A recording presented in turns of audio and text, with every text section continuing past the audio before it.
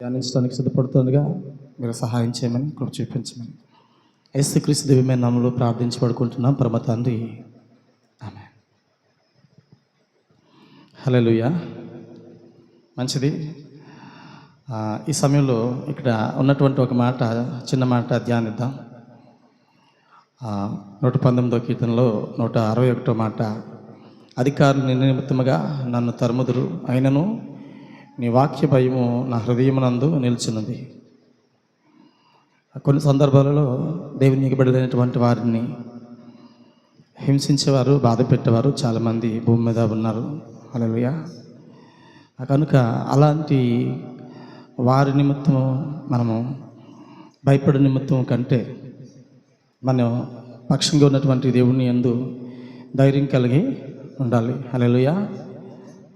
Run అవుతుందా? ఒక నిమిషం ఆపుతావా?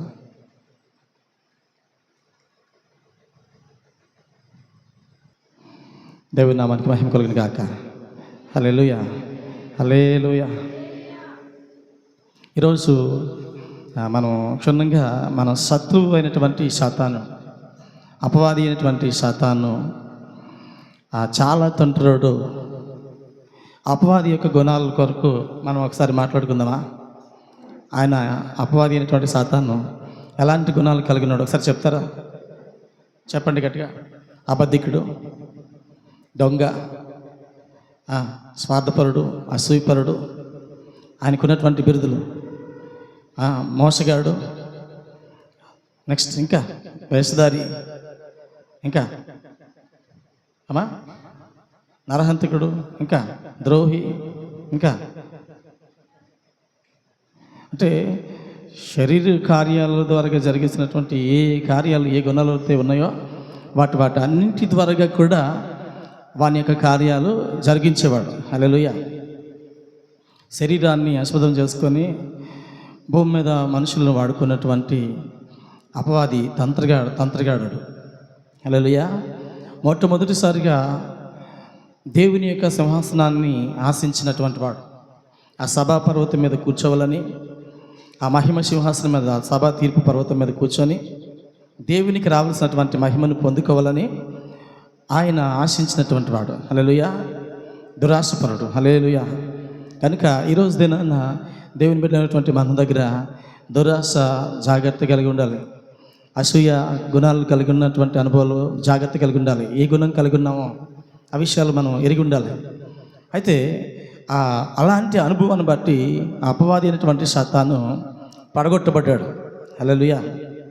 పడగొట్టబడ్డాడు, త్రోయబడినటువంటి అపవాది ముఖ్యమైనటువంటి గొప్ప ఆయుధంగా వాడుకున్నటువంటి ఒకే ఆయుధం ఉంది, అది అబద్ధం. హల్లెలూయా. ఒకసారి దేవుని మాట చదువుదామా? వాడు ఎలాంటి వాడంటే, యోహాను సువార్త 8వ అధ్యాయం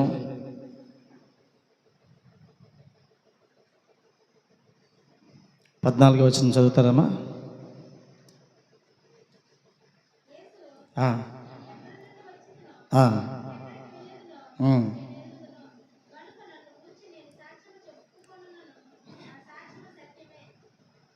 అమ్మా యోహాను సువార్తనా 8?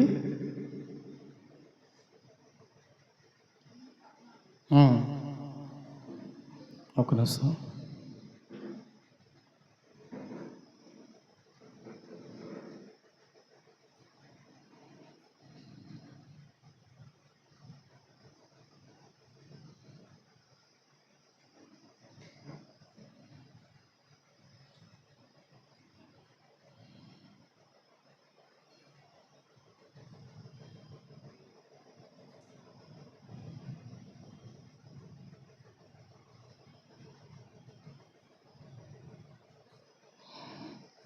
ఒకసారి ఈ ప్రకటన గ్రంథం చదువుదామా? ఒకసారి 21వ అధ్యాయం.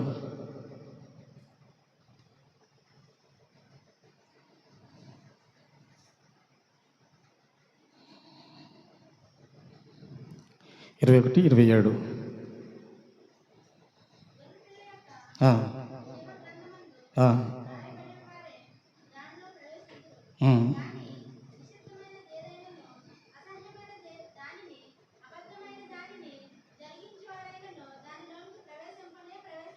ఉమ్. అంటే అపవాది ఎలాంటి వాడంటే నిషిద్ధమైనది ఏదైనా అసహ్యమైన దాన్ని అబద్ధమైన దానిని జరిగించేవాడను దానిలోనికి ప్రవేశించడం, అంటే అబద్ధాన్ని మనకు నాటుతాడు. హల్లెలూయా.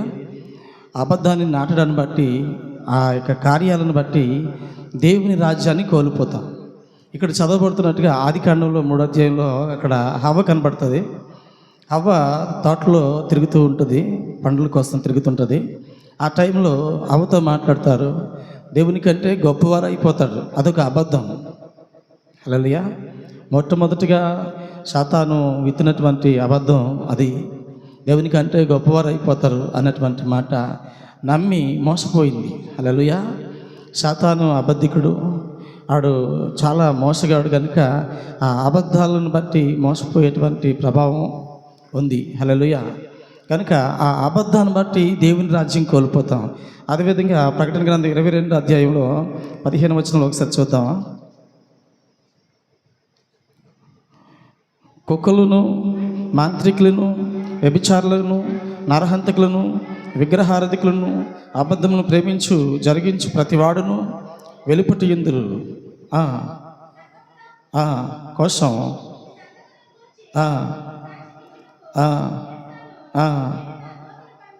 దేవునికి స్తోత్రం కలిగిన గాక. హల్లెలూయా. కుక్కలను, మాంత్రికులను, వ్యభిచారులను, నరహంతకులను, విగ్రహారాధికులను, అబద్ధమును ప్రేమించి జరిగించి ప్రతి వాడును వెలుపటి యందురు. కారణం ఏంటంటే వీరు సాతాను సంబంధులు. హల్లెలూయా. సాతాను సంబంధులు. కుక్కలు అంటే అపవిత్రమైనటువంటివి. హల్లెలూయా. కుక్కలు అపవిత్రమైనవి అంటే తన వాంతిని కక్కి మళ్ళీ తిరిగి తినేటువంటివి ద్విమనస్కులు. హల్లెలూయా. మాంత్రికులు అంటే ద్విమనస్సు కలిగి ఒక దగ్గరికి వెళ్ళి పొంగుకి వెళ్దాం, రచ్చకి వెళ్దాం, రకరకాలైనటువంటి జ్యోతిష్యాలు వెళ్దాం అని చెప్పి పరిగెడుతుంటారు. మాంత్రిక విద్య కలగడమే కాదు, కలిగిన వారి దగ్గరికి వెళ్ళినా సౌలులాగా ఏం చేస్తారంటే దేవునికి దూరం అయిపోతాం. హల్లెలూయా. సౌలు చివరి దినాలలో, సౌలు మహారాజు యొక్క చివరి దినాలలో దేవుని యొక్క ప్రత్యక్షత ప్రవచనం లేని కారణంగా ఈ సౌలు రాజు వెళ్ళి సోది చెప్పేదాని దగ్గరికి వెళ్తాడు. దానిని బట్టి కూడా దేవుని నామానికి అవమానం. హల్లెలూయా. దానిని బట్టి కూడా దేవుని యొక్క సన్నిధికి దూరం అయిపోతాం. వ్యభిచారులను, నరహంతకులను, విగ్రహారాధికులను, అబద్ధమును ప్రేమించు జరిగించు ప్రతివాడును వెలుపటి యందురు. సాతాను వేసేటువంటి గురుగులు ఇవి. హల్లెలూయా. సాతాను చాలా తొంటరోడు కనుక అలాంటి అబద్ధాల చేత తన రాజ్యాన్ని స్థాపిస్తున్నాడు, దేవుని రాజ్యాన్ని పడగొడుతున్నాడు. హల్లెలూయా. అవ్వమ్మ ఆదాములు దేవుని స్వరూపమందు దేవుని పోలుకు చెప్పిన సంపూర్ణంగా దేవునికి ఇష్టలుగా ఉన్నారు.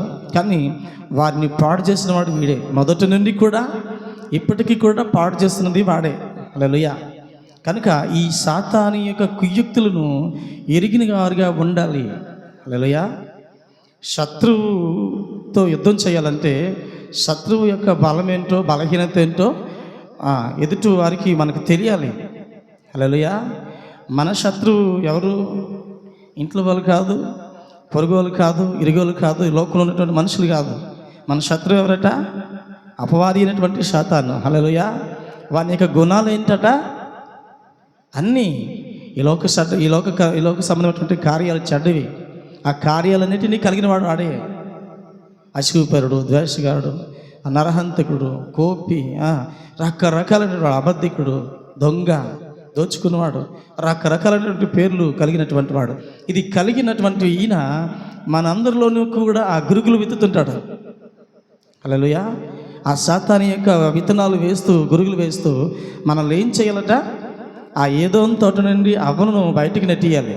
లేదా దేవుని యొక్క బిడ్డలు దేవుని యొక్క సన్నిధి నుంచి, దేవుని యొక్క సన్నిధి నుంచి వెలివేయబడాలి. అదే వాడి ప్లాన్. హల్లెలూయా. ఈరోజు సాతాను అలాంటి కార్యాలు మన మధ్యలో చేస్తున్నప్పుడు జాగ్రత్త కలిగి మనం వివేకం కలిగి ఉండాలి. ఒక దినాన యోబు కొరకు మాట్లాడితే యోబు కోసం మాట్లాడుతున్నప్పుడు దేవుని దగ్గరికి దేవదూతలు వెళ్తాయి. అదే సమయంలో కూడా ఈ అపవాది అయినటువంటి సాతాను కూడా వెళ్తుంది. అక్కడ అపవాది అయినటువంటి సాతానుని దేవుడు అడుగుతాడు, ఎక్కడి నుండి వస్తున్నావు అంటే, నేను అటు ఇటు భూమి మీద తిరిగి వస్తున్నాను అంటాడు. హల్లెలూయా. ఆడు ఎక్కడ ఉండడు, అంత లెక్క తిరుగుతూనే ఉంటాడు. హల్లెలూయా. ఒక దగ్గర నిలకడగా ఉండడం. అలాంటి ఆ సాతానును ఎందుకు తిరుగుతాడు? ఆడి పని ఏంటంటే పతనం చేయడమే ఆడి పని. దేవుని యొక్క సృష్టిని పాడు చేయడమే వాడి పని. దేవుని పిల్లల్ని పాడు చేయడమే వాడి పని. హల్లెలూయా. భూమి మీద యేసుక్రీస్తు ప్రభువారు వచ్చినప్పుడు యేసుక్రీస్తు ప్రభువారిని అప్పగించడానికి ఇస్కరియోతు యూద ఏం చేయబడ్డాడట? 30 వెండి నాణాలకి యేసు ప్రభువారిని అమ్మేశాడు. హల్లెలూయా. 30 వెండి నాణాలకి అమ్మేశాడు. ఏంటట ఆయన అబద్ధం? ఆయన ఏంటట గుణం అంటే అబద్ధం. యేసు ప్రభువారు ఎలాంటి వాడు అని చెప్పడానికి అబద్ధమాడి 30 వెండి నాణాలకి యేసు ప్రభువారిని అమ్మేశాడు. హల్లెలూయా. వెండి నాణాలకి అమ్మేసినటువంటి ఇస్కరియోతు యూద అమ్మేసిన తర్వాత ఇస్కరియోతుకి పశ్చాత్తాపం కలిగింది. అయ్యో, నిర్దోషి, నిరపరాధి, ఏ పాపం తెలియనటువంటి ఆయనని ఈయనే దోషి అని చెప్పి నేను అమ్మేశాను, ఇలాంటి ఆయనని నేను అమ్మేశాను అయ్యో అని చెప్పి పశ్చాత్తాపడతాడు. తను బాధపడతాడు, కలవరపడతాడు, మారు మనసు పొందుతాడు. కానీ ఆ స్థితిని బట్టి ఇగో ఈ యొక్క ఆ నిరపరాధి యొక్క ఆ ప్రాణాన్ని తీసుకుని బలిచ్చినటువంటి ఆ ధనం నా దగ్గర ఉండకూడదు అని చెప్పేసి ఆ ధనాన్ని తీసుకుని వెళ్ళి అక్కడ ఉన్నటువంటి దేవాలయం దగ్గర తీసుకుని పెద్దలకి ఇస్తారు. ఆ దేవాలయంలో ఆ ఉండిలో వేయకూడదు అని చెప్పేసి వాళ్ళు ఏం చేస్తారంటే ఇది రక్తధనం కనుక ఇది అకెల్దమా అనేటువంటి ఆ స్థలాన్ని కొంటారట. హల్లెలూయా. ఇది రక్తధనం కనుక ఈ యొక్క ధనాన్ని దేవుని యొక్క ఆ ధనాగారంలో వేయకూడదు అని చెప్పేసి వాళ్ళు వేరొక స్థలాన్ని కొనడం జరిగింది. హల్లెలూయా. కానీ ఈ ఇస్కరియోతు యూద వెళ్ళి పశ్చాత్తాపడ్డాడు, మారు మనసు పొందాడు, కలవరపడ్డాడు. అయినా కానీ ఏమయ్యాడట? ఉరి పోసుకొని చచ్చిపోయాడు. హల్లెలూయా. సాతానుడు ప్రేరేపించినటువంటి ఆ ప్రేరణను బట్టి అబద్ధమాడి ధనానికి లోబడిపోయాడు. అబద్ధమాడి ధనానికి అమ్ముడుపోయి యేసు ప్రభువాన్ని అమ్మేసేసి ధనాన్ని సంపాదించుకున్నాడు. తర్వాత పశ్చాత్తాపం మారు మనసు వచ్చింది. కానీ అక్కడ తను మళ్ళీ మారు మనసు పొంది నిలబెట్టుకోవడానికి అర్హత లేకుండా చేసేసాడు. ఎవరు? సాతానుడే. హల్లెలూయా. మారు మనసు పొంది పశ్చాత్తాపం పడినటువంటి పశ్చాత్తాపానికి మించినటువంటి ప్రాయశ్చిత్తం లేదన్నారు. కానీ పశ్చాత్తాపడ్డాడు, మారు మనసు పొందాడు. నిరపరాధి, నిర్దోషి అని చెప్పేసి ఆ నిరపరాధి, నిర్దోషి యొక్క ప్రాణాన్ని నేను బలిగా ఇచ్చానని చెప్పి ఏడ్చాడు. కానీ నిలబడలేదు. సాతానుడు అంటాడు, నీలాంటోడు బతకూడదు, నీలాంటోడు ఇంకా ఆ ఛాయనికి కూడా ఉండడానికి లేదు, ఆయన సన్నిధిలో నిలబడడానికి లేదు, నువ్వు ఆయన సన్నిధిలో నిలబడడానికి ఎటువంటి యోగ్యత లేదు నీకు అని సాతానుడు ఏం చేస్తాడట? నిందిస్తుంటాడట. హల్లెలూయా. మనం కూడా చీకట్లో ఉన్నవారిని ఆశ్చర్యకరమైనటువంటి వెలుగులోనికి వచ్చాం. వెలుగులోనికి వచ్చినటువంటి మన దగ్గర సాతానుడు ఏం చెప్తాడంటే, మీరు అలాంటి వాళ్ళు, పాత కార్యాలు చేసేదావు, ఇలాంటి కార్యాలు చేస్తావు, అలాంటి కార్యాలు చేస్తావు, నువ్వు రావడానికి వీల్లేదు ఇక్కడికి. హల్లెలూయా. కొంతమంది దేవుని మందిరానికి వచ్చి వెళ్ళిపోతుంటారు, వెనక్కి ముందుకు వెళ్తుంటారట. ఎందుకు వెళ్తుంటారంటే వారి దగ్గర అలాంటి స్థితి లేదు. అంటే కొన్ని సందర్భాలలో ఒకలాంటి భయం ఉంది. నా జీవితంలో ఇలాంటి పాపం కలిగి ఉన్నాను, నా జీవితంలో నేను ఇలాగా దేవుని ఎదుట అతిక్రమం కలిగి ఉన్నాను, ఇలాంటి తప్పు చేస్తున్నాను కనుక రెగ్యులర్గా నేను రాలేకపోతున్నాను. రాకుండా చేసేది వాడే. హల్లెలూయా. నువ్వు దేవుని మందిరానికి వెళ్ళకూడదు, నువ్వు తప్పు చేస్తావు, నువ్వు నేరం చేస్తావు, అసలు నీకు ఆ మందిరంలో సమీపించేటువంటి అర్హత లేదు నీకు, ఒక ఇస్కరియోతు యూదా లాంటోడివి నువ్వు అని చెప్తుంటాడట. హల్లెలూయా. వాడు మనల్ని మోసం చేయడానికి చాలా ప్లాన్లు వేస్తుంటాడు.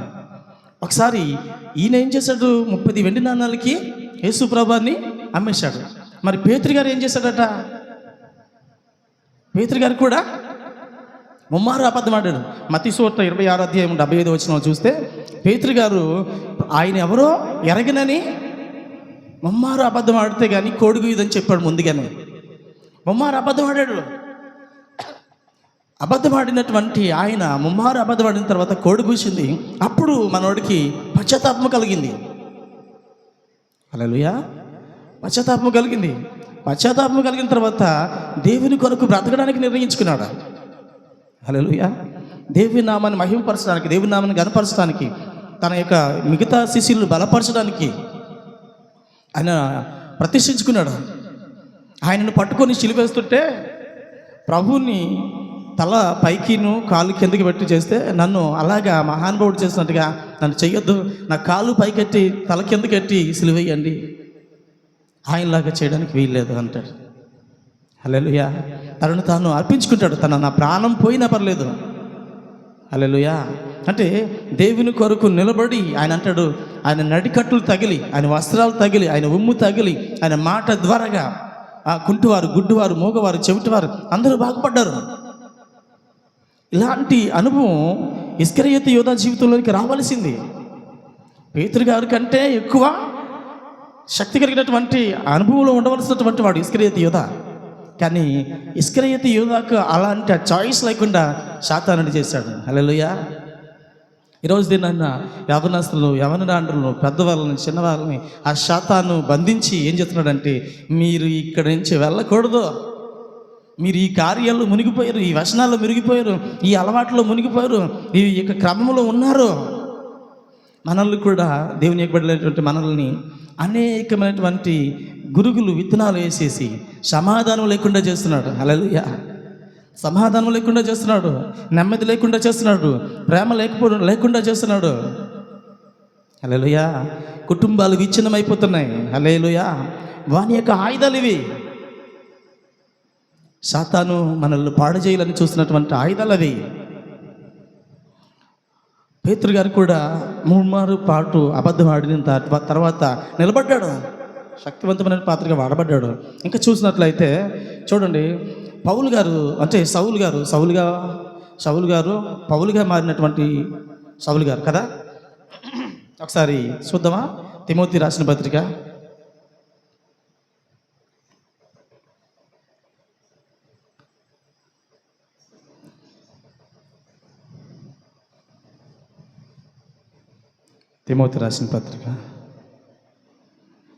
మొదటి తిమోతి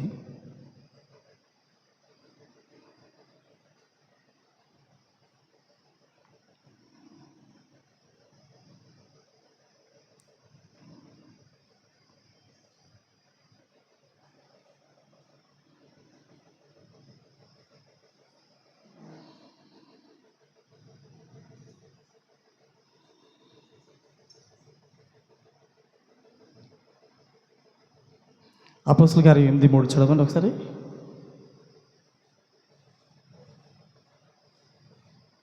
ఈ 15 కూడా చదవండి. పాపులను రక్షించుటకు క్రీస్తు యేసు లోకమునకు వచ్చును, వాక్యము నమ్మదగినది, పూర్ణ అంగీకారమునకు యోగ్యమైనదినై ఉన్నది, అట్టి వారిలో నేను ప్రధానుడును. ఈ మాట ఎవరు చెప్తున్నారంటే పౌలు గారు. హల్లెలూయా. పౌలు గారు చెప్తున్నారు ఏమని? ఆయన పాపులను రక్షించడానికి వచ్చాడు. హల్లెలూయా. ఇస్కరియోతు యోధా ఎవరు? పాపిగా ఉన్నాడు. పేతురు గారు కూడా పాపిగా ఉన్నాడు. ఈ పాపులను రక్షించడానికి ఆయన వచ్చాడు. హల్లెలూయా. రక్షించబడినటువంటి వారు మారు మనసు పొందిన తర్వాత గొప్పగా వాడబడ్డారు. హల్లెలూయా. మారు మనసు పొంది దేవుని కొరకు నిలబడినప్పుడు వారు వాడబడ్డారు. పడిపోయి బంగిరి పడిపోయి లేనటువంటి వారు వాడబడలేదు. పడిపోయి లేచి మరెన్నటికీ పడిపోకుండా నిలబడినటువంటి వాడు, తాను నిలబడి ఉన్నానని తలంచి వాడు పడిపోకుండానట్టుగా జాగ్రత్తగా చూసుకుంటే అప్పుడు వాడబడతారు. మనం వీళ్ళు పడిపోయినటువంటి వారు లేపబడ్డారు, లేచి దేవుని కొరకు వాడబడ్డారు. నేను జీవించేవాడు నేను కాదు, నా యందు ఆయనే నాలో జీవిస్తున్నాడు అంటారు.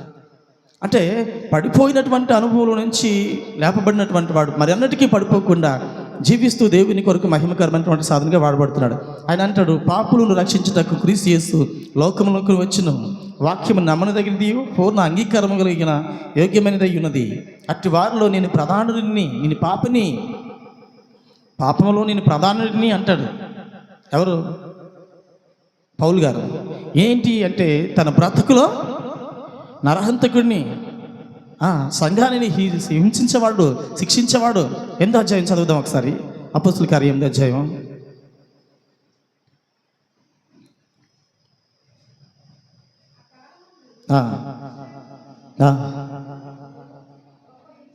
హింస కలిగిన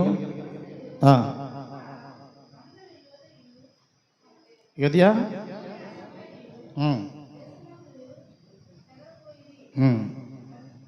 భక్తి గల మనుష్యులు స్తెఫనును సమాధి చేసి అతనిని గూర్చి బహుగా ప్రలాపించరి. సౌలైతే ఇంటింటాచి వచ్చి పురుషులను స్త్రీలను ఈడ్చుకుని పోయి సరసాల్లో వేయించి సంఘమును పాడు చేయించుండును.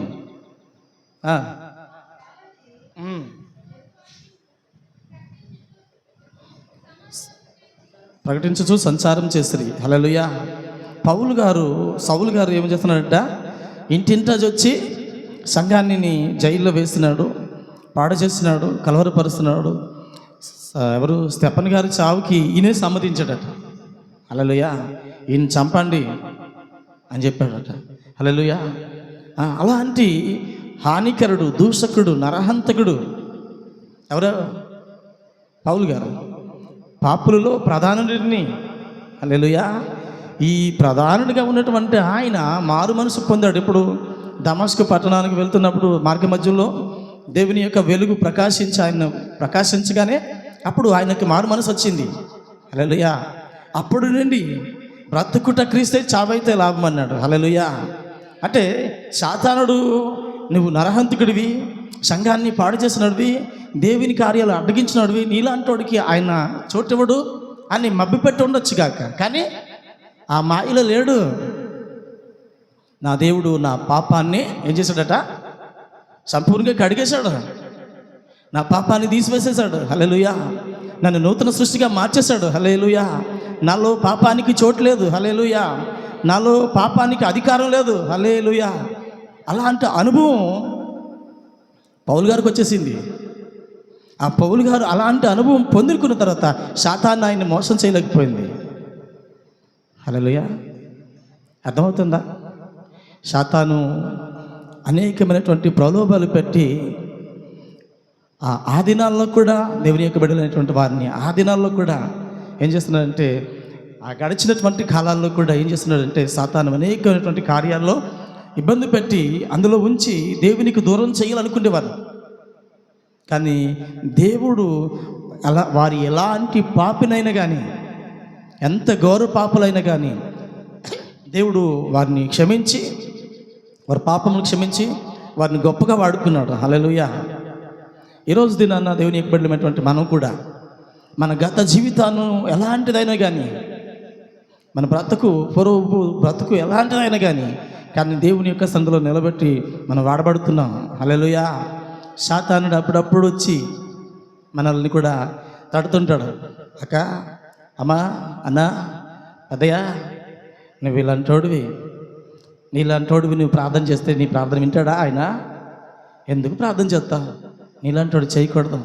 నువ్వు తప్పుల్లో దొర్లిపోయావు, తప్పుదనం చేస్తున్నావు, దేవునికి దూరం అయిపోయావు, శపించబడినోడివి నువ్వు, దేవుని యొక్క ఉగ్రత పొందబోతున్నాడు వాడి నువ్వు.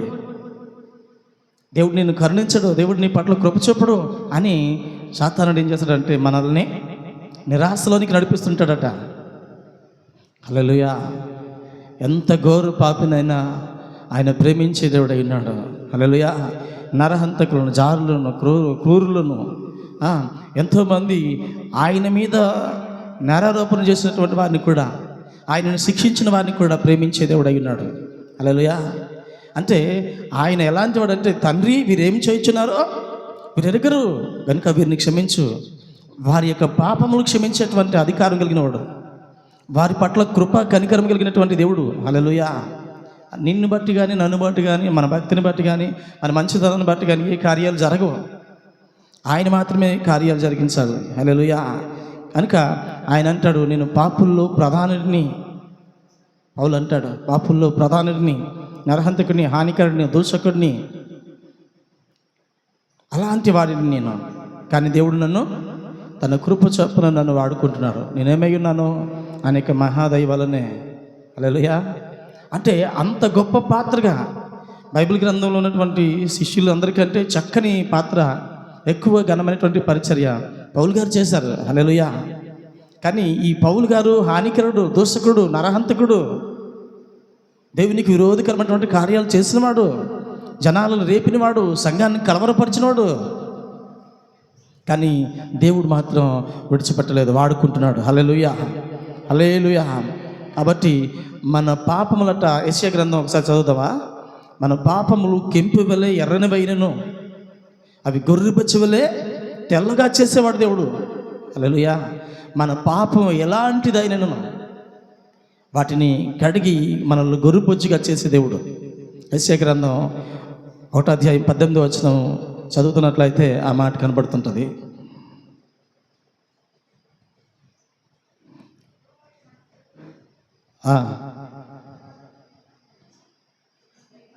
మీ పాపములు రక్తము వల్లే ఎర్రనివైనను అవి హిమము వల్లే తెల్లని వగును. హల్లెలూయా. అంటే ఎంత పాపంతో పండిపోయినా కానీ, ఎంత ఇరుపగినా కానీ అవి హిమము కంటే తెల్లగా మారుస్తాడు ఆయన. కానీ సాతానుడు అంటాడు, నువ్వు పాపివి, నువ్వు పాపివి, నువ్వు పాపివి, నువ్వు పాపివి కనుక నీ ప్రార్థన ఆలకించడం, నువ్వు పాపివి కనుక ఆయన సన్నిధికి చేరవు, నువ్వు పాపివి కనుక నువ్వు యోగ్యురాలు కాదు, యోగ్యుడు కాదు అని. కానీ ఆయన యొక్క సన్నిధిలో నిన్ను పరిశుద్ధపరిచిన తర్వాత, ఆయన హిమము కంటే తెల్లగా నిన్ను మార్చిన తర్వాత మరలా పాపం వైపు పడిపోకూడదు. హల్లెలూయా. సాతానుడు అనేక మందిని అలా వాడుకుంటున్నాడు. పడిపోయి తిరిగి లేచిన వాడు లేపబడుతున్నాడు, లేపబడి బాగా నడిచి మళ్ళీ పడిపోతున్నాడు. ఆ పడిపోయినటువంటి స్థితి దౌర్భాగ్యం. పౌలు గారు అంటారు, అలాంటి వాళ్ళని బాగు చేయడం ఎవరి తరం కాదు, కాబట్టి వదిలే అంటాడు. కారణం ఏంటంటే నడిచి నడిచి బంగిరినోడిని ఏమంటారండి? మన అభిషేక్ ఇప్పుడు పరిగెడుతున్నాడు, ఒకప్పుడు బంగిరివాడు, ఇప్పుడు పరిగెడుతున్నాడు. నాయనా నాయనా అని చెప్పి ఆ బాబు గారిని ముద్దుగా పిలుస్తుంటే ఇప్పుడు బంగురుతున్నారు అనుకోండి, వాళ్ళ అమ్మ నాన్నలు ఏమంటారు? అదేట్రా, మొన్నటి వరకు బంగురుడివి, ఇప్పుడు నడుస్తున్నావు, ఇప్పుడు పరిగెత్తుతున్నావు, నేను బాగా పొగుడుతుంటే మళ్ళీ బంగురుతావా అని చెప్పేసి వదిలేస్తాం. ఆడికి ఆడే బుద్ధి తెచ్చుకొని రావాలి బయటికి. హల్లెలూయా. అంటే దేవుని యందు పడిపోయినటువంటి మనము దేవుని ఆత్మచేత రేపబడి పడిపోయినటువంటి మనం లేపబడ్డాం. హిమము కంటే తెల్లగా మార్చబడ్డాం. హిమము కంటే తెల్లగా మార్చబడినటువంటి అనుభవం వచ్చిన తర్వాత మళ్ళీ పాపపు స్వభావం పిలుస్తూ ఉంటుంది. ఎందుకంటే మనం శరీరంతో ఉన్నాం, మనం రక్త మాంసాలతో ఉన్నాం, మన మట్టి దేహంతో ఉన్నాం, బలహీనతలతో ఉన్నాం, శరీరేచ్ఛలతో ఉన్నాం. శరీర కార్యాలు మన మీద ఏలుబడి చేస్తూనే ఉన్నాయి, వాటిని ఇంకా జయించలేదు, ఇంకా అవి మన మీద పూర్తిగా అధికారం కోల్పోలేదు, మనలో అవి జీవం కలిగి ఉన్నాయి. సాతాను యొక్క ఆయుధాలు మన మధ్యలో ఉన్నాయి. హల్లెలూయా. కనుక ఆ యొక్క సాతాను యొక్క ఆయుధాలను ఏం చేయాలట? చంపాలి, చెతగొట్టాలి. సచిన శరీర సంబంధమైనటువంటి కార్యాలను చంపాలి, ఆత్మ సంబంధమైనటువంటి కార్యాలలో జీవించాలి. హల్లెలూయా. కనుక ఇలాంటి అనుభవం మన దగ్గర ఉండాలి. చదవదండి ఒకసారి యోహాను పత్రిక, మొదటి పత్రిక,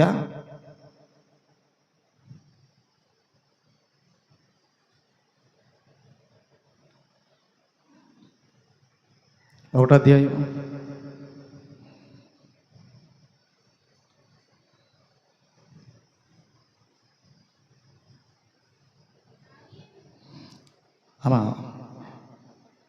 1 యోహాను పత్రిక 7వ వచనం నుండి, అయితే ఆయన వెలుగులోనున్న ప్రకారము మనం వెలుగులో నడచిన యెడల మనము అన్యోన్య సహవాసం గలవారమై ఉందుము. అప్పుడు ఆయన కుమారుడైన యేసు రక్తము ప్రతి పాపము నుండి మనలను పవిత్రులుగా చెయ్యును. హల్లెలూయా. అర్థమైందండి? ఆయన వెలుగులో ఉన్న ప్రకారం మనమును వెలుగులో నడిచిన యెడల, ఆయన వెలుగై ఉన్నాడు, ఆయన వెలుగులో ఉన్నాడు, ఆయన వెంబడిస్తున్నటువంటి మనము వెలుగులో నడిచిన యెడల మనము అన్యోన్య సహవాసం గలవారమై ఉందుము. దేవునితో సహవాసము, దేవునితో బంధం కలిగి ఉంటాం. ఆ బంధాన్ని బట్టి పాపానికి మన మీద అధికారం లేదు, చోటు లేదు. హల్లెలూయా. ఎందుకంటే నేను ఆయనతో ఉన్నాను, నేను ఆయనతో ఉన్నాను కనుక ఏ పాపము నన్ను పిలవదు. హల్లెలూయా.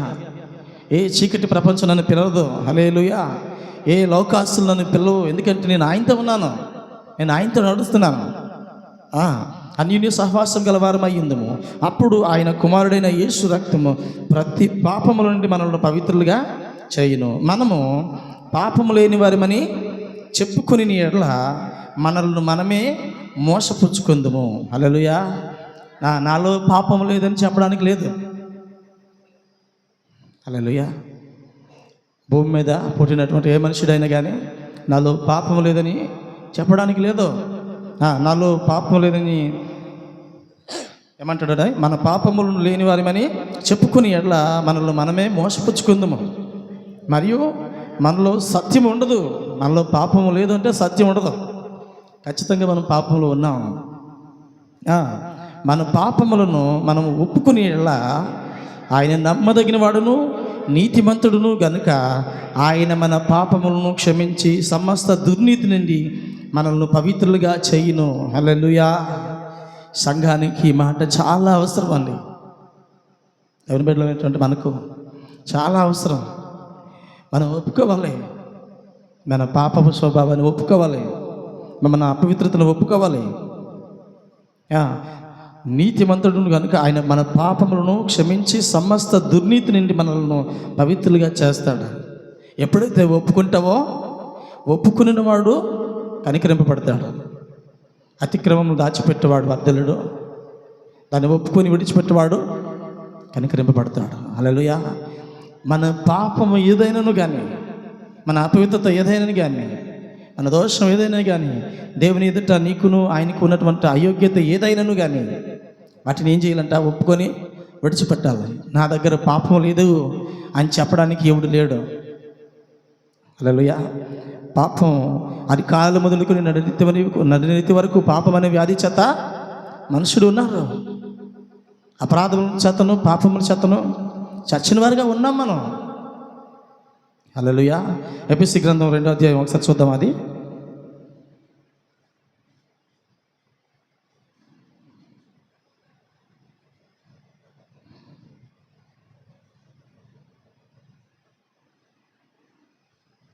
చదవండి.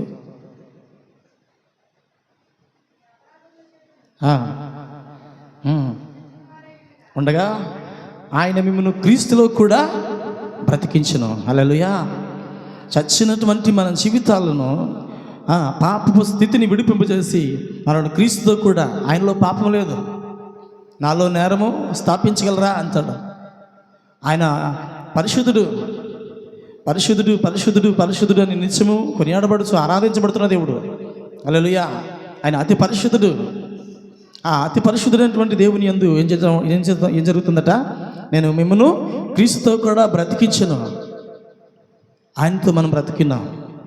అపరాధముల చేతను పాపముల చేతను చచ్చినటువంటి వారిగా ఉండినా క్రీస్తులో మనం బ్రతుకుతున్నాం.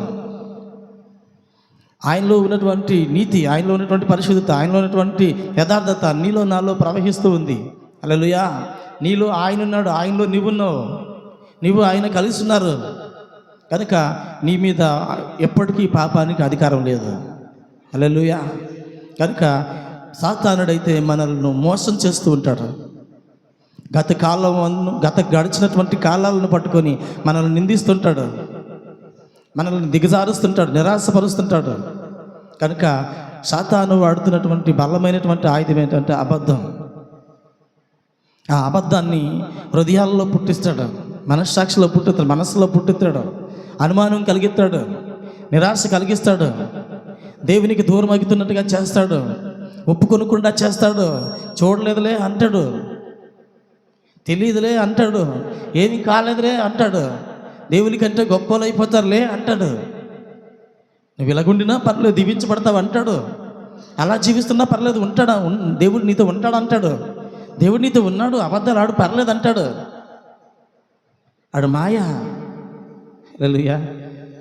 అది తెలుసుకోకపోతే, మన శత్రువు నాటినటువంటి ఆ గురుగులు మనం తెలుసుకోకపోతే మనకు ప్రమాదం.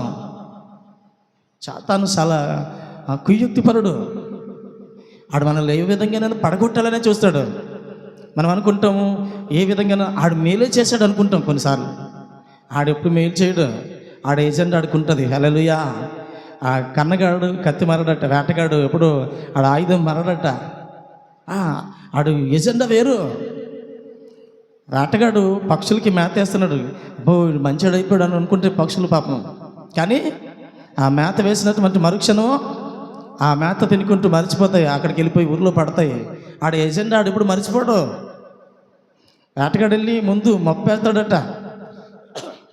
ఏమండి తదియా, అంతే కదా, మొప్పేస్తాడట పక్షులకి, మొప్పేస్తాడట అక్కడక్కడ చిన్న చిన్న మాంసం మొప్పేస్తాడట చేపలకి.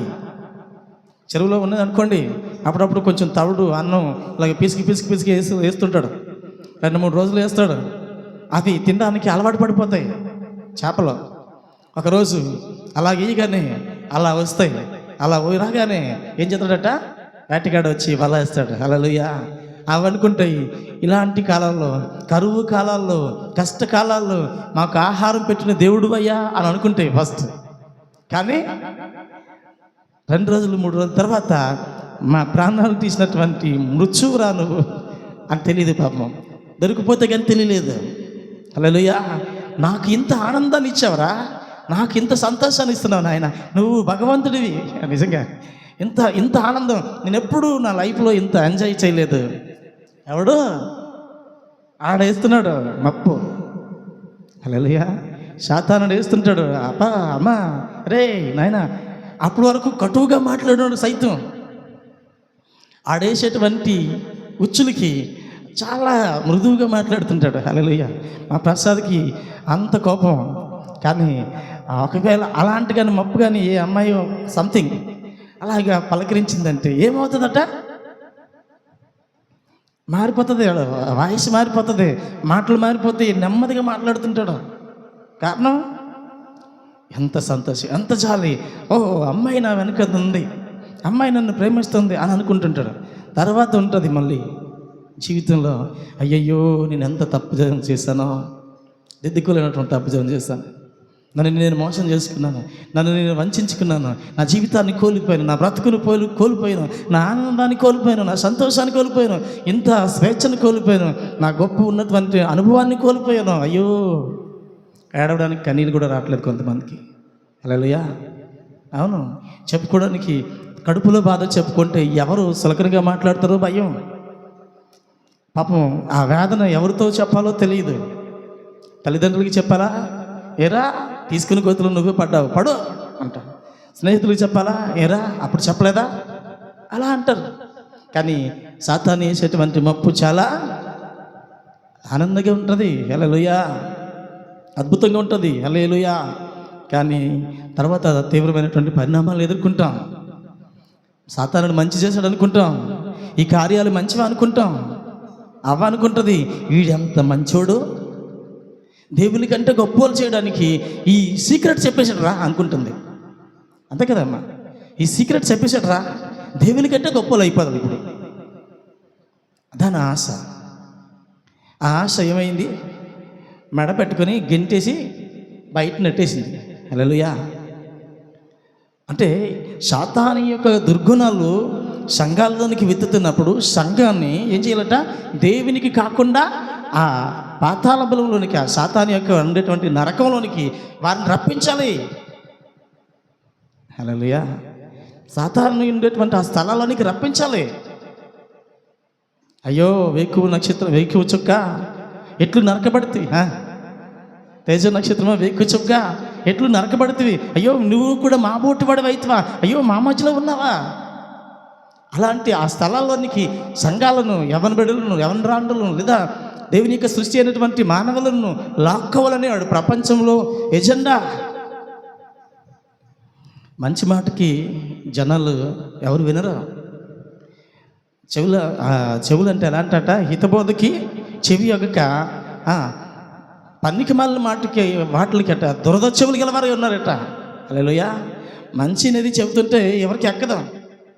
మన ఈ మధ్యలో ఒక సహోదరుడితో మాట్లాడుతూ, బాబు నువ్వు కష్టపడుతున్నావు, నీ భార్య పిల్లలతో కష్టపడుతున్నావు, మంచిది, కానీ నీ కష్టానికి నీ భార్య పిల్లలకి నీ కుటుంబానికి మేలుకరంగా ఉండేలాగిన కొన్ని మానుకో, కొన్నింటిని విడిచిపెట్టుకో, కొన్ని కార్యాలలో దేవునికి మహిమకరంగా వాడబడడానికి నేను నువ్వు సమర్పించుకున్నాయన అని చెప్తే ఆయనకి ఎలాగనిపించిందో మరి పాపం. ఏంటి పాస్టర్ గారు చాలా పనులు ఉన్నాయి, నన్ను వదిలేస్తే నేను ఆ పనులు చూసుకుంటాను అని అన్నట్టుగా తర్వాత చేస్తున్నాను మీకు, నన్ను కొంచెం బిజీగా ఉన్నాను అని అన్నాడు. హల్లెలూయా. అలా అంటే అనుభవం అంటే ఇగోండి అలా పిలిచారు, ఇలా అన్నారు, అలా అన్నారు, ఇది ఇలా జరిగింది, అది అలా జరుగుతుంది అని చెప్తుంటే ప్రపంచంలో ఉన్నటువంటి కార్యాలు, పనికి మాలినటువంటి కార్యాలు కనుక మనం చెప్తే సమయాన్ని వ్యర్థంగా చాలాసేపు మాట్లాడతారు. దేవుని వాక్యం మాట్లాడుతుంటే, దేవుని కార్యాలు మాట్లాడుతుంటే సమయాన్ని ఇవ్వరు. హల్లెలూయా. ఇప్పుడు ఎక్కువసేపు మాట్లాడితే మీరు నన్ను కొడతారు. హల్లెలూయా, హల్లెలూయా. అంటే దేవుని యొక్క సన్నిధిలో శ్రేష్టమైన వాటికి ఇవ్వవలసినటువంటి సమయాన్ని ఇవ్వకుండా ఏం చేస్తాడంట సాతానుడు? ఆపేస్తాడు. హితబోధకు చెవులు ఇవ్వం, పనికి మాల విషయాలకి దురద చెవులు గలవారై ఉంటామంట. ఆ చెవులు గోడ దగ్గర ఎట్టి వింటామంట. హల్లెలూయా. వాళ్ళు నా కోసం ఏమనుకుంటున్నారు, వీళ్ళు నా కోసం ఏమనుకుంటున్నారు, వాళ్ళు ఏమనుకుంటున్నారు, వీళ్ళు ఎప్పుడు ఈ బతుకే. హల్లెలూయా. కానీ దేవుడు నీ కొరకు ఏమనుకుంటున్నాడో అది చాలా ప్రాముఖ్యమైంది. హల్లెలూయా. కనుక ఆ విషయాల్లో మనం జాగ్రత్త కలిగి ఉండాలి. ఇక్కడ ఇప్పుడు గడిచినటువంటి కాలాల్లో జరిగినటువంటి కార్యాలను బట్టి చూసి మనల్ని బ్లేమ్ చేస్తూ దేవుని సన్నిధికి దూరం చేయాలనేటువంటి సాతాను యొక్క మొట్టమొదటి ఆయుధం అబద్ధం. ఆ అబద్ధాన్ని పట్టుకుని వాడుతుంటాడట. హల్లెలూయా. కనుక దేవుని యొక్క బిడ్డలమైనటువంటి మనము అలర్ట్ కలిగి ఉండాలి. నన్ను త్రోసివేయలేనంత దేవుడు నన్ను కనికరిస్తున్నాడు, నన్ను ప్రేమిస్తున్నాడు, నాపై జాలి చూపుతున్నాడు, కనుక నేను కనికరింపబడతాను. ఎంత ఘోర పాపినైనా యేసు కరుణించు రక్షించు నేడే, ఇంత గొప్ప రక్షణ నిర్లక్ష్యం చేసిన తప్పించుకోందువా, తప్పించుకోందువా దేవుని యొద్ద నుండి. రాజువైనా అధికారివైనా తప్పించుకోందువా, నీవు రాజువైనా నీవైనా తప్పించుకోందువా. హల్లెలూయా. సాతాను వేసేటువంటి ప్రపంచం అందంగా ఉంది, ఆనందంగా ఉంది అనుకొని అందులో ఉంటే ప్రమాదం. ఇందాక చెప్తున్నట్టుగా అతిక్రమమును దాచిపెట్టేవాడు వర్ధిల్లుడు, దాచిపెట్టేయాలి, కప్పేసుకోవాలి అనేటువంటి అభిప్రాయంలో ఉంటారు మనుషులు. నా ఇన్నర్ ఫీలింగ్స్ని, నా లోపల ఉన్నటువంటి మనిషి ఒకడు ఉన్నాడు. ఆ మనిషి కనుక బయటకు వస్తే ఎంత అసహ్యమైన వాడో తెలిసిపోతే ఏమవుతుందట? అందరి ఎదుట అవమానం. హల్లెలూయా. నువ్వు నన్ను అవమానిస్తే ఎంత, అవమానపరచకపోతే ఎంత. హల్లెలూయా. కానీ నేను మనం అవమానపరిచినా పర్లేదు, అవమానించపరచకపోయినా పర్లేదు, కానీ దేవుడు కనుక మనల్ని విడిచిపెట్టకూడదు. హల్లెలూయా. అందుకని ఆయన యొక్క సన్నిధిలో మనం ఒప్పుకోవాలి. హల్లెలూయా. దావీదునే మనం గుర్తు చేసుకుంటాం ప్రతిసారి కూడా. దావీదు దగ్గరికి వచ్చి నాతాను చెప్పిన వెంటనే సరెండర్ అయిపోయాడు. హల్లెలూయా. ఈరోజు దావీదు కాదు, నాతాను కాదు, యేసు ప్రభు వచ్చి చెప్తున్నా కానీ లోబడడం లేదు. హల్లెలూయా. ప్రమాదంలో ఉన్నావమ్మా, అపాయంలో ఉన్నావమ్మా, ఉపద్రవంలో ఉన్నావమ్మా, సాతాను యొక్క ప్రపంచాలలో ఉన్నారమ్మా, ఉన్నారు అని అంటే నాకు తెలుసు, నేనేం చేస్తున్నాను నాకు తెలుసు, నా సంతోషం, నా ఆనందం, నా ఉల్లాసం అనుకొని పరిగెడుతున్నారు. తప్పించుకోలేము. అడు పాడు చేసేవాడు నేను దేవునికి దూరం చేయడానికి ఎన్ని విధాలుగా రకరకాలుగా ప్రయత్నాలు చేస్తూనే ఉంటాడు. రా, ఇంట్లో నుంచి బయటికి రా, ఆ యొక్క గదిలో నుంచి బయటికి రా, ఆ దేవుని యొక్క సన్నిధి నుంచి బయటికి రా, నీ పరిశుద్ధతలో నుంచి బయటికి రా, నీ కట్టడలో నుంచి బయటికి రా, నీ వాక్యంలో నుంచి బయటికి రా, ఈ బయట ప్రపంచం ఎంత అందంగా ఉందో చూడు. హల్లెలూయా. చెప్తూ ఉంటాడు.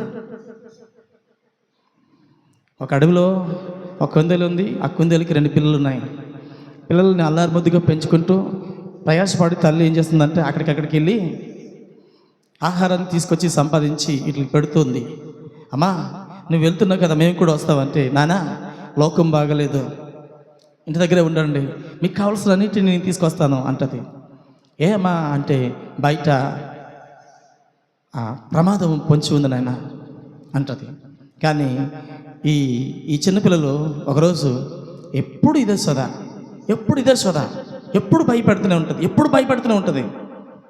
నేను వాక్యం చెప్తున్నప్పుడు ఎప్పుడు భయపడుతూనే ఉంటాను కదా, ఎప్పుడు భయపడుతూనే ఉంటుంది అని ఒక పిల్ల వచ్చి, అమ్మ అనే అరే వస్తావా రావా అంటే, అరే అమ్మ వెళ్ళొద్దన్నదిరా అంటే, లేదురా నేను ఈరోజు వెళ్దామనే తీర్మానించుకున్నాను రా అని గబగబా వెళ్ళిందంట. వెళ్ళగానే బయట చూడగానే అబ్బా పచ్చని వాతావరణం, చక్కని ఆహ్లాదకరమైనటువంటి వాతావరణం, అబ్బబ్బబ్బా ఎంత అందంగా ఉందో. అంత అందమైనటువంటి వాతావరణం చూసి రే బుర్రతో కూడా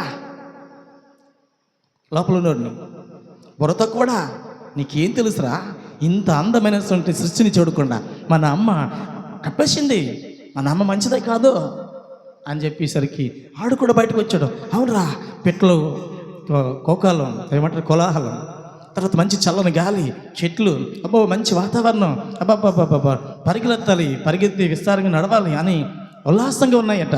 హల్లెలూయా. ఈలోగా నక్క వచ్చిందంట. ఎక్కడెక్కడో తిరిగి డొక్కలు ఎండిపోయి ఆకలితో ఉన్నటువంటి నక్కకి ఇవి కనబడ్డాయట. ఈ నక్కకి ఒక పని అప్పగించాడట రాజు, నువ్వు వెళ్ళి నాకు ఆహారాన్ని సిద్ధపరచుకురా అందంట సింహం వెళ్ళి.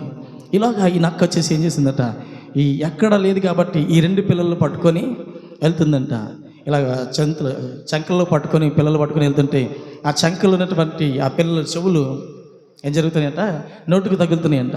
ఇది కూడా ఆకలికి అల్లాడిపోయి నీరసించిపోయింది కాబట్టి ఈ చెవులు తిని బతికేతను అనుకొని ఈ 4 చెవులు ఆ సింహం దగ్గరికి వెళ్ళే ముందు తినేసిందట. హల్లెలూయా.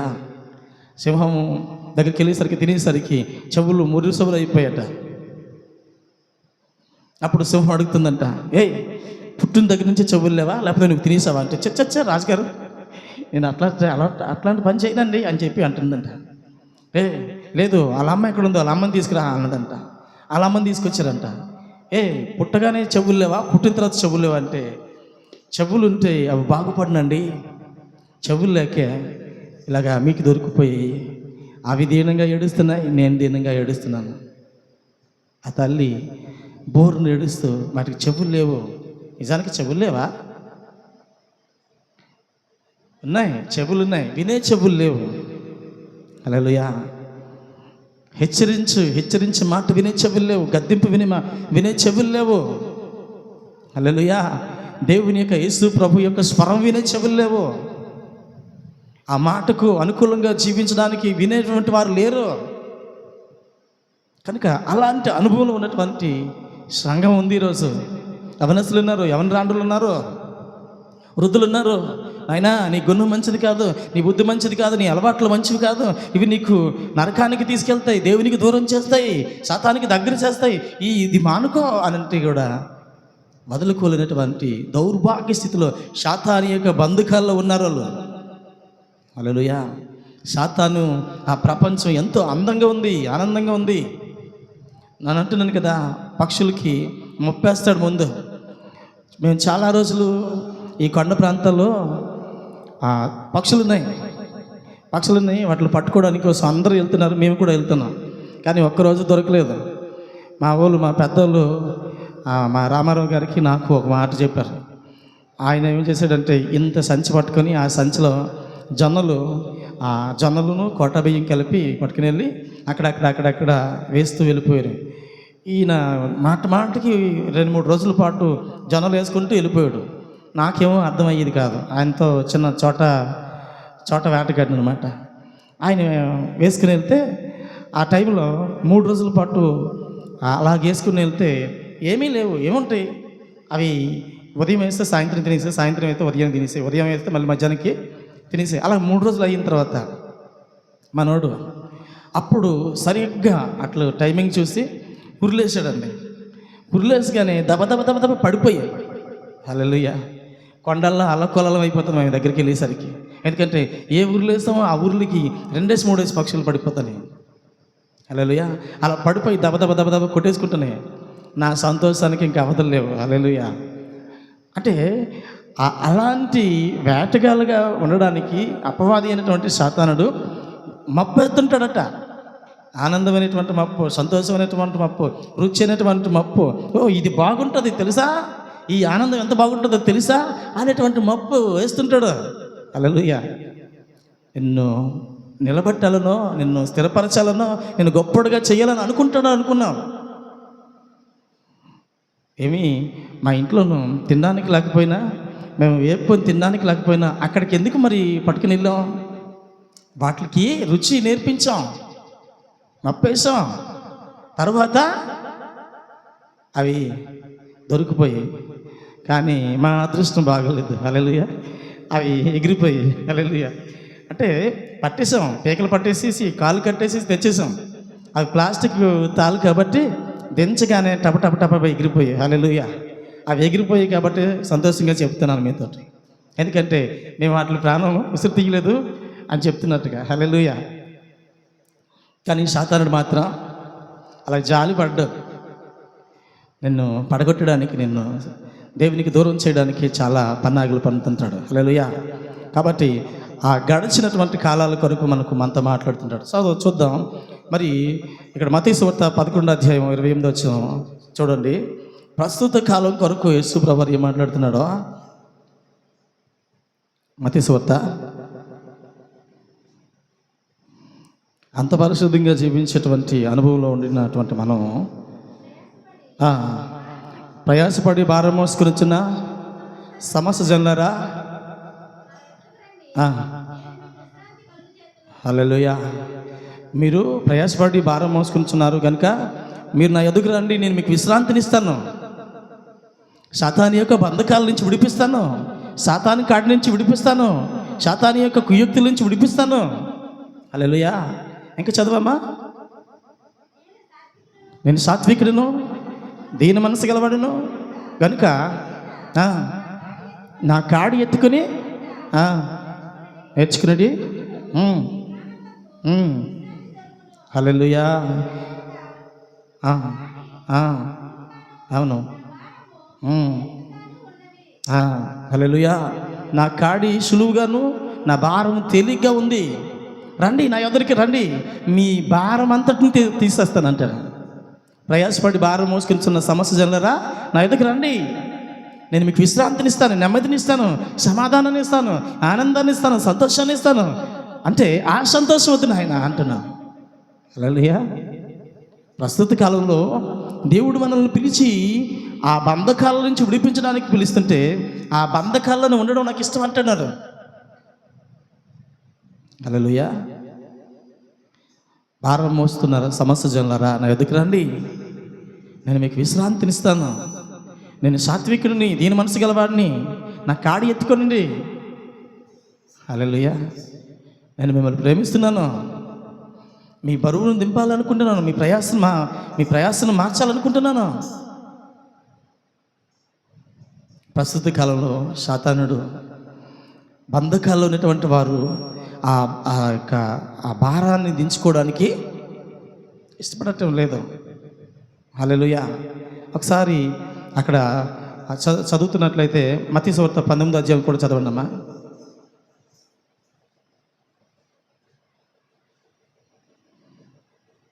19:23.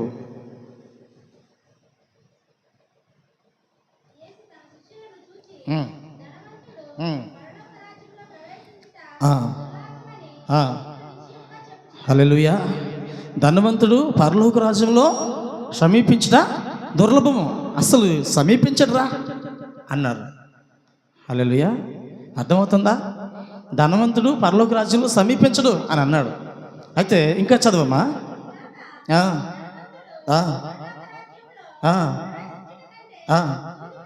సూది బెజ్జంలో ఒంటె దూరుట సులభమని మీతో చెప్పుచున్నాను నేను. హల్లెలూయా. ఈ మాటకు సరైనటువంటి నిర్వచనం చెప్పగలరా? అంటే సూది బెజ్జం చిన్నదే కదా.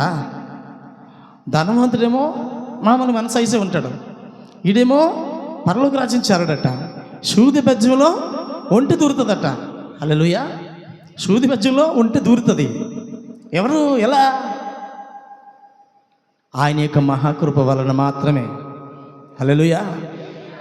జారచరుడిగా ఉండొచ్చుగాక, నరహంతకుడిగా ఉండొచ్చుగాక, పాపిగా ఉండొచ్చుగాక, పాపుల్లో ప్రధానుడిగా ఉండొచ్చుగాక, దేవునికి వ్యతిరేకంగా ఉండొచ్చుగాక, ఆయన యొక్క మహాకృప ఉంటే ఆ సూది బజ్యంలో ఒంటి దూరుతున్నట్టుగా నా పరలోక రాజ్యంలో నేను ప్రవేశించగలను.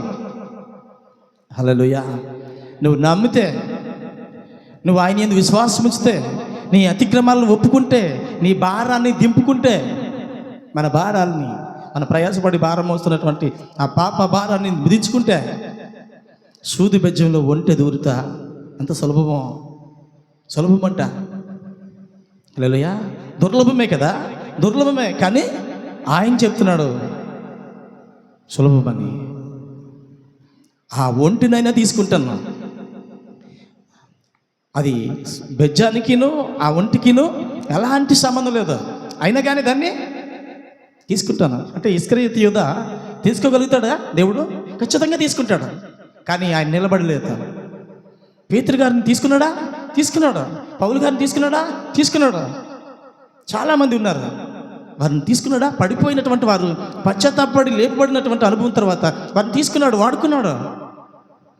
మరి నన్ను కూడా వాడుకుంటాడు. ప్రయాసపడి భారం మోసుకుంటున్న సమస్య జనులారా, నా ఎదుకు రండి, నేను మీకు విశ్రాంతినిస్తాను. నేను సాత్వికుడిని, దీన మనసు గలవాడిని, నా కాడి సులువైంది, రండి అని ఆయన పిలుస్తున్నాడు. ఈయన అంటున్నాడు దుర్లభమైనటువంటిది. అసలు సూది బెజ్జానికిను ఒంటికిను అసలు సంబంధమే లేదు. ఆ సూది బెజ్జంలో ఒంటి దూరుతుంది. ఆయన ఆజ్ఞాపించేశాడు అంతే. హల్లెలూయా. ఆయన శాసించాడు అంతే, చెప్పేశాడు అంతే. ఆయనకు అసాధ్యమైంది ఏది లేదు. శూన్యము నుండి సమస్తం చేసినటువంటి దేవుడు ఆయన. మోడు బారిన జీవితాలను సిగ్గింపచేసినటువంటి దేవుడు ఆయన. లేని దాన్ని ఉన్నట్టుగా, ఉన్నదాన్ని లేనట్టుగా చేసే దేవుడు ఆయన. మొదటి వారిని కడపటి వారిని మొదటి వారిగా చేసేవాడు ఆయన. దీనులను పైకి లేవనెత్తేవాడు ఆయన. హల్లెలూయా. ఆయనకు అసాధ్యమైంది ఏది లేదు. కనుక ఆయన దగ్గరికి మనం సరెండర్ అవుతుంటే, ఎటువంటి అడ్డంకాలు లేకుండా వాటిని అన్నింటినీ అధిగమించగలుగుతాం ఆయనకి లోబడితే.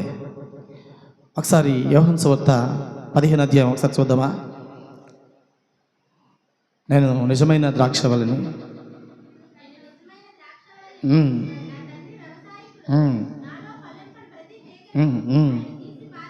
తీసి పారవేయును.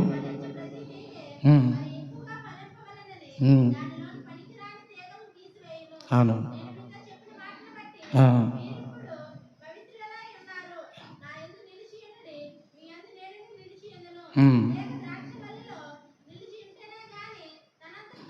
ఎలాగో ఫలింపదో అలాగే నా యందు నిలిచింటేనే కానీ మీరు ఫలింపరు. ద్రాక్షవల్లిని నేను, తీగలు మీరు. ఎవడు నా యందు నిలిచిండునో, నేను ఎవని యందు నిలిచిందునో వాడు బహుగా ఫలించును. హల్లెలూయా. అర్థమైందా? మనమంట తీగలు మీ, ద్రాక్షవల్లిని నేను, తీగలు మీరు. ఎవడు నా యందు నిలిచిందునో, నేను ఎవని యందు నిలిచిందునో వాడు బహుగా ఫలించును. నీవే స్థితిలో ఉండినా కానీ నీతో ఆయన ఉంటే బహుగా ఫలిస్తావు. హల్లెలూయా. హల్లెలూయా. బహుగా ఫలిస్తావు. కనుక అలాంటి అనుభవం మన దగ్గర ఉండాలి. ఆయన చెప్తాడు, చదవండి కిందకి. ఇప్పుడు 15వ అధ్యాయంలో 5వ వచనంలో, ద్రాక్షవల్లి నేను, తీగలు మీరు. ఎవడు నా యందు నిలిచిననో, నేను ఎవని యందు నిలిచిననో వాడు బహుగా ఫలించును. నాకు వేరుగా ఉండి మీరేమీ చేయలేరు. హల్లెలూయా. నాకు వేరుగా ఉండి మీరేమీ చేయలేరు. హల్లెలూయా. నాకు వేరుగా ఉండి మీరేమీ చేయలేరు. నన్ను గనుపరచువారిని నేను గనుపరుస్తాను, నన్ను తృణీకరించే వారిని నేను. హల్లెలూయా. కనుక ఆయన యందు నిలిచిన వారు నిలిచి ఉంటేనే బహుగా ఫలిస్తాం. ఇంకా కిందకి మధ్య చదవండి 6వ వచనం. ఎవడైనాను నా యందు నిలిచి ఉండని యెడల వాడు తీగల వల్లే బయట పారబడి ఎండిపోవును. మనుషులు అట్టి వాటిని హల్లెలూయా ఆమేన్. కనుక ఇప్పుడు ఉన్నటువంటి ప్రస్తుత కాలంలో మనల్ని దేవుడు పిలుస్తున్నాడు. దేవుడు మనకు ఒక మార్గాన్ని తెరిచాడు. సాతానేమో అబద్ధమైనటువంటి మత్తులో మాయలో మనం ఉంచాలనుకుంటున్నాడు. కానీ ఈ యొక్క కాలంలో దేవుడు పిలుస్తుంటే కూడా ఆ సాతాని యొక్క బంధకాల్లో ఉండిపోయినటువంటి మనుషులు చాలామంది ఉన్నారు. హల్లెలూయా. రోమీయులకు రాసిన పత్రిక 6వ అధ్యాయం ఒకసారి చూసినట్లయితే చూడండి. ఆయన అంటాడు, పాపానికి మన మీద అధికారం లేదని. 6వ అధ్యాయం 14వ వచనం.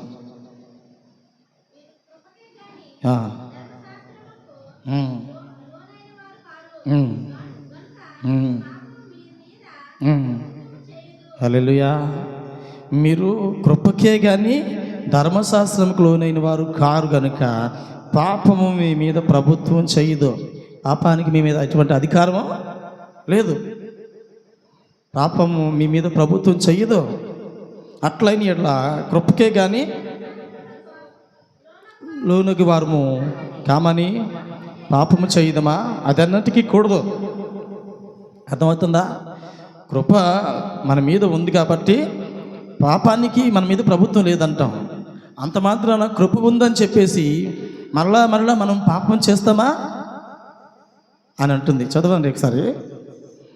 అట్లయిన ఎడల కృపకే కానీ ధర్మశాస్త్రముకు లోనగిన వారం కామని పాపము చేయదమా? అదన్నిటికీ కూడదు. సంఘము కృప ఉందని చెప్పి పాపం చేయడానికి కూడదు. అది కాదు. ఆయన కృప పొందుకొని విడిపించబడినటువంటి నీవు మరన్నిటికీ ఆ పాపం వైపు, ఆ లోకాసుల వైపు, ఆ చీకటి వైపు, ఆ సాతాను వేసేటువంటి తంత్రాల వైపు పోకూడదు. నడిచి వెన్నుదిరిగి చూడకు, నలుగురిలోనో బాటు చేయకు, నిన్ను మింగాల నీ వాడి ప్లాను, వాడిని లొంగాది ఏ లేవు నికను. సూర్యుడా క్రైస్తవ వీరుడా, చూస్తావేమి వెనదీస్తావేమి. సూర్యుడా వెన్నుదీసి వెన్నుకాడి కొన్నుకో నిద్రపోతే, వెన్నుదీసి వెన్నుకాడి కొన్నుకో నిద్రపోతే, అన్నికి మాలినవాడా అనిపించుకోవాలి, అన్నికి మాలినవాడా. సూర్యుడా క్రైస్తవ వీరుడా, చూస్తావేమి వెనదీస్తావేమి. సూర్యుడా సైతానుకు నీళ్ళు చోటీయకు,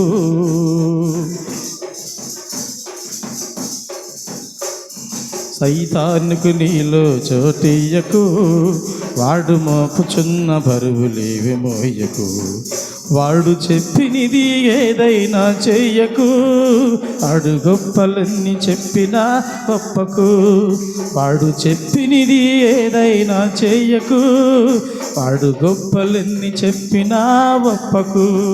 సూర్యుడా క్రైస్తవ వీరుడా, చూస్తావేమి వెనదీస్తావేమి. సూర్యుడా. హల్లెలూయా.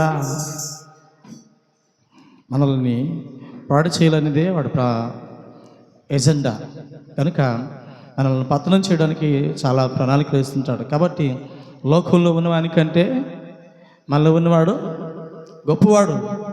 లోకంలో ఎవరున్నాడు? లోకవాది. లోకం ఆయన మాట వింటుంది. లోకం ఏలుబడి చేస్తున్నది. లోకాన్ని ఏలుబడి చేస్తున్నాడు.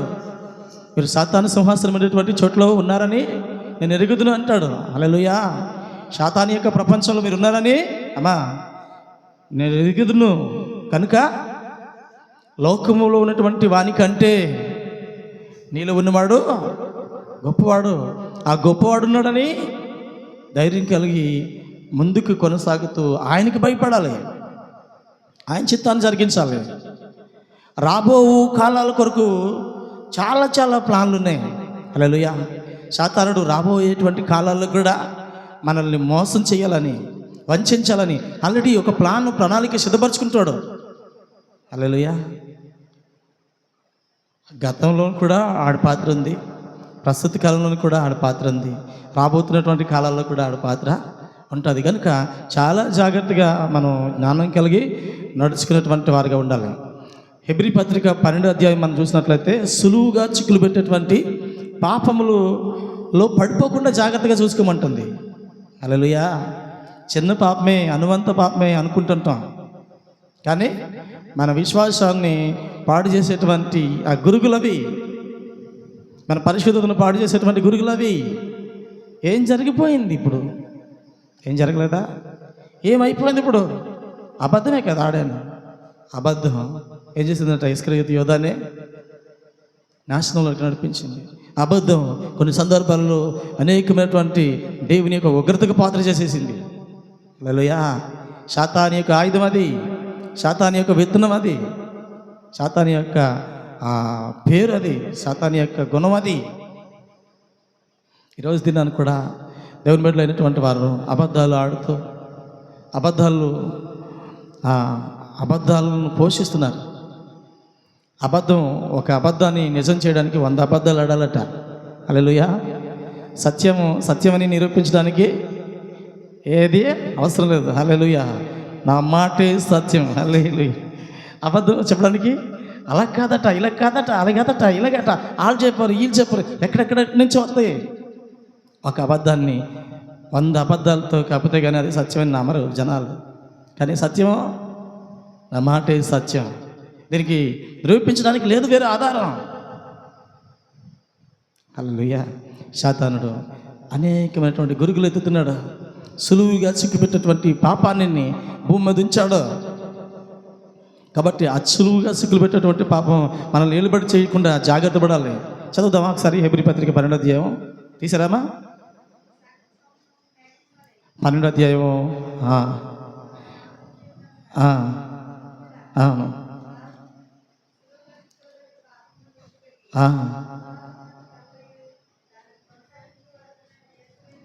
హల్లెలూయా. దేవునికి స్తోత్రం కలిగిన గాక. మన ఎదుట ఉంచబడినటువంటి పరుగు పందెంలో ఓపికతో పరిగెత్తుదాం. విశ్వాసం కర్త దాన్ని కొనసాగించేవాడు అయినటువంటి యేసు వైపు చూసి విశ్వాసంతో పరిగెత్తుదాం అంటారు. కనుక ఈ భూమి మీద రాబోతున్నటువంటి దినాల్లో కానీ ఏ కాలం వచ్చినా కానీ దేవునికి మహిమకరంగా మనం ఉండవలసినటువంటి వారు. ప్రకటన గ్రంథం 1వ అధ్యాయం 8వ వచనం ఒకసారి చదువుదామా?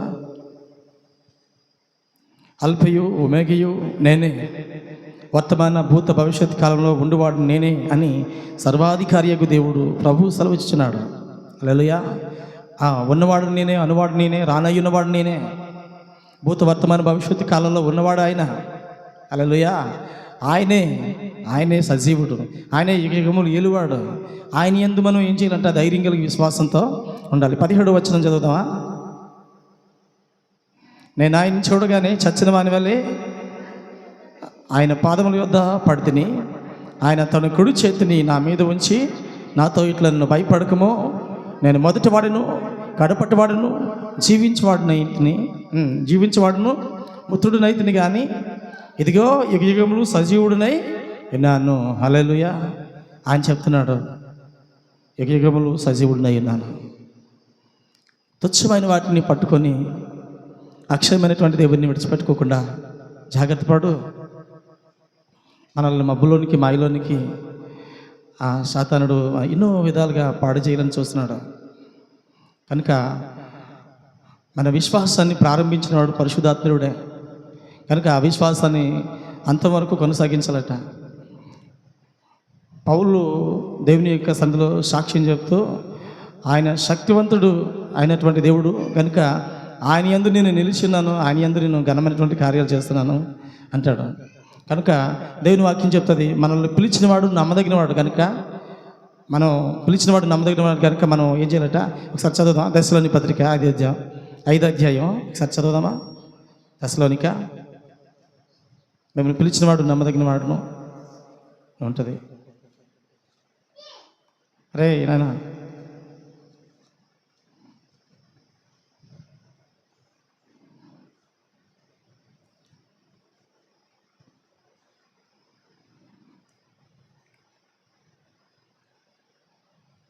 23వ అధ్యాయం 5వ అధ్యాయం 23 వచనం.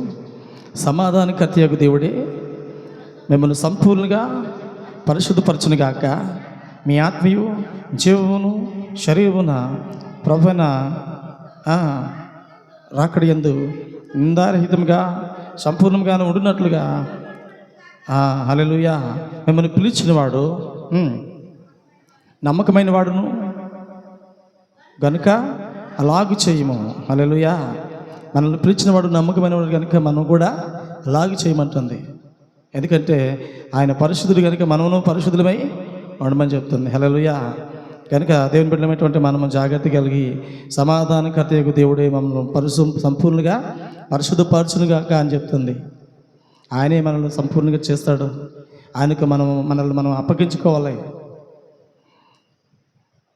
అక్కడ సామెతల గ్రంథం 24వ అధ్యాయంలో 16వ వచనం కనబడుతున్న మాట ఏంటంటే, నీతిమంతుడు 7 మార్లు పడిను మరలా లేపబడతాడని చెప్తుంది. హల్లెలూయా.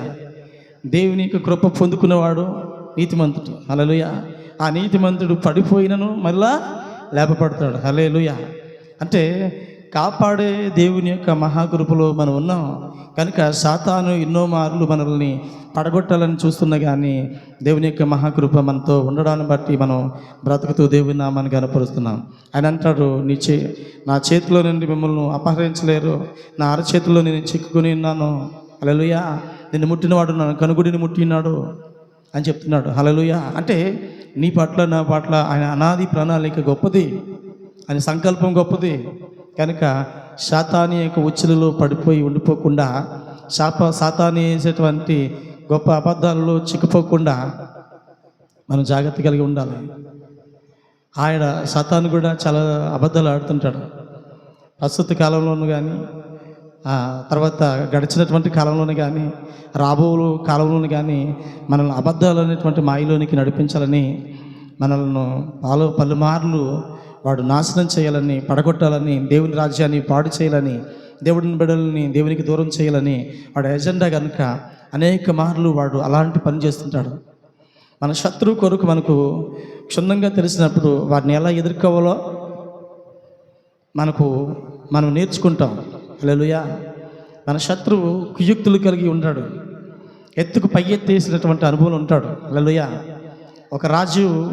ఒక రాజుతో యుద్ధానికి వెళ్తున్నప్పుడు ఆ సైన్యాన్ని వ్యూహపరిచినప్పుడు అవతల వాని యొక్క సైన్యం ఏంటో, అవతల వాని యొక్క బలం ఏంటో, బలహీనత ఏంటో ఈ రాజుకి ముందుగానే కొద్ది గొప్ప ఆ యొక్క ప్రతివ్యూహం తెలుసుకుంటాడు. అప్పుడు వారిని ఎదుర్కోగలుగుతాడు. హల్లెలూయా. మన యొక్క శత్రువు అయినటువంటి అపవాది యొక్క తంత్రాలు ఎరిగిన వారం మనం కనుక అపవాది యొక్క మాయలో పడిపోయి, అపవాది యొక్క తంత్రాల్లో కుయుక్తుల్లో పడిపోయినటువంటి అనుభవం ఉండకుండా దేవుడు ఈ దినాన్న మనకు అపవాది యొక్క కార్యాలను బయలుపరుస్తున్నాడు. కనుక జ్ఞానం కలిగి దేవుడు మనకు అప్పగించినటువంటి విశ్వాసంలో దేవుని యందు భయభక్తులు కలిగి ఆయన నామాన్ని కనపరుస్తూ, ఆయన చిత్తాన్ని నెరవేరుస్తూ భూమి మీద ఆయనతో ఉండేటువంటి గొప్ప సహవాసాన్ని కలిగి ఆయనకి ఇష్టమైనటువంటి జీవితాన్ని జీవిద్దాం. అటు మహాకృప దేవుడు మన జీవితాలు అనుగ్రహించి నడిపించి ఆశీర్వదించునుగాక. ఆమేన్. ప్రార్థన చేసుకుందాం. మహాపరిశుద్ధ రాజ్యం గల మా ప్రభు మీకు వందనాలు. ఈ విభిన్న వాక్యంలో ప్రభా తండ్రి, అపవాది అయినటువంటి సాతానుడు అనేకమైనటువంటి కుయుక్తులతో అబద్ధాలు ఆడుతున్నటువంటి అనేకమైనటువంటి అబద్ధాల చేత మోసం చేశాడు. ఈరోజు మేము మోసపోకూడదని దేవా మాకు తెలియపరిచినటువంటి దేవా గూఢమైన సంగతులను బట్టి మీకు వందనాలు. మమ్మల్ని ప్రభా మీ ఎదుట ప్రభా పెట్టుకుంటున్నాం. బలహీనమైనటువంటి మమ్మల్ని ప్రభా మీరు బలపరిచి మీ ఆత్మతో మమ్మల్ని అందరినీ నింపి తండ్రి ఇది మొదలుకొని మీ రాకడ పర్యంతం వరకు మా బ్రతుకుదిరినన్నింటిలోనూ ప్రభా మీ కృపాక్షమంతో వర్ధులుతూ మీ నామాన్ని కనపరిచే కృపా ధన్యత భాగ్యం రెండాలుగా మాకు అనుగ్రహించి మేలు చేయమని మహిమ కలిగినటువంటి యేసుక్రీస్తు దివ్యమైన నామములో ప్రార్థించి అడిగి పొందుకుంటున్నాం పరమ తండ్రి. ఆమేన్.